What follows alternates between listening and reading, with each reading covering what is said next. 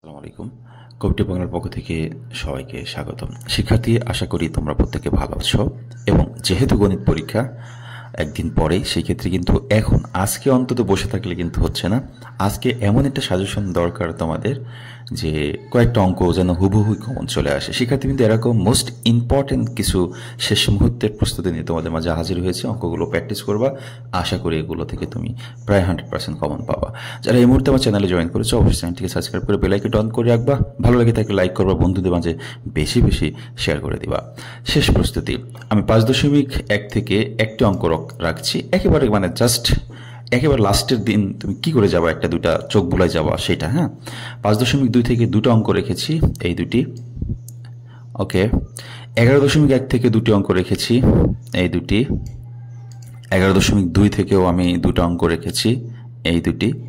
12.2 থেকে একটি অঙ্ক রেখেছি, 12.3 থেকে একটি অঙ্ক রেখেছি, 12.4 থেকে একটি অঙ্ক রেখেছি। অনুশীলনী 13 থেকে রেখেছি দুইটি অঙ্ক, এই দুটো অঙ্ক না করলেই নয়। অনুশীলনী 13.2 থেকে দুটি অঙ্ক রেখেছি, এই দুটো অঙ্ক না করলেই নয়। অনুশীলনী 9.1 থেকে দুটি অঙ্ক রেখেছি, এই দুটো অঙ্ক না করলেই নয়।